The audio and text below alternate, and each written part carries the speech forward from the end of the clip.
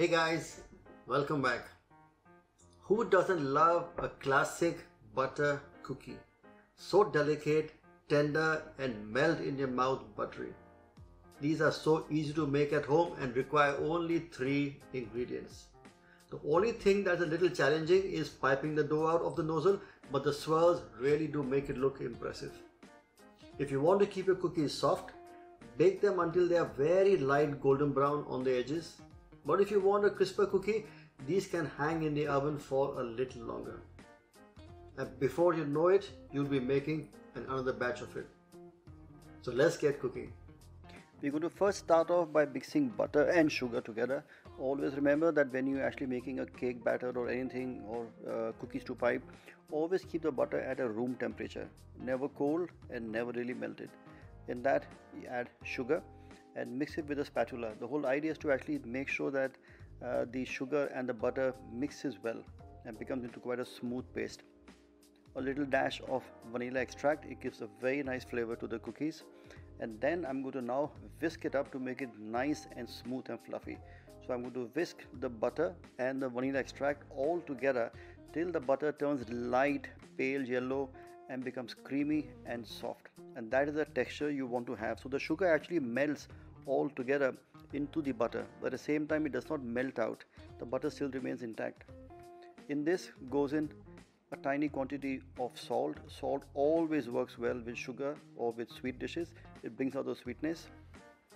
Some corn flour, and then goes in the plain flour. So add in the plain flour, corn flour and the salt into the sugar and the butter mixture, and now I'm going to whisk it up very lightly with an electric whisker just to make sure that the butter mixes up with the flour quite well. I think it's a bit tight. It needs to be slightly folded with the spatula. So with the spatula, mix it together. So what you're doing now is basically mixing up the flour along with the butter and making it into a thick paste. Now once that is done, I will now use my electric whisker and then get a very smooth consistency. Now this is very important, that the cookie mixture becomes nice and smooth. And if you also notice, I have also put a cloth under my bowl. This helps the bowl from not slipping onto the table. And finally I take out the whisker and again with the spatula I beat it quite well. Now this is a very important process because you want it to be a nice smooth mix. And it has to be smooth because it goes into a piping bag. I like to use a reusable piping bag over disposable bags, and I've also used a star nozzle, so that gives a very nice shape to the cookies when you actually pipe them out. Now look at the consistency of the cookie mixture.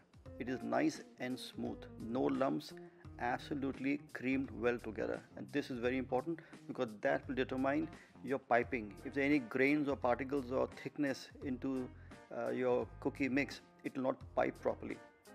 Make sure you press all the mixture down to the nozzle, and on a greased baking tray we pipe out the cookies. Now these are generally the 2.5 turns. If you want it bigger, you can obviously add 3 turns. If you want it tiny, you can make it smaller. The choice is entirely yours. I like to do 2.5 turns. Pipe them all together, and this will go in a preheated oven at 165 degrees centigrade or 330 degrees Fahrenheit for approximately 10 to 12 minutes, or till they are light golden brown on the edges. They are still warm. They need to be kept for a short while for them to firm up and then transferred into a cookie tin. And I promise you, these will not stay for long. You would have them quite instantaneously. Enjoy it. Do make it. Try it at home, and make sure that you leave your comments and your feedback in the section below. Bon appetit and happy cooking. My butter cookies.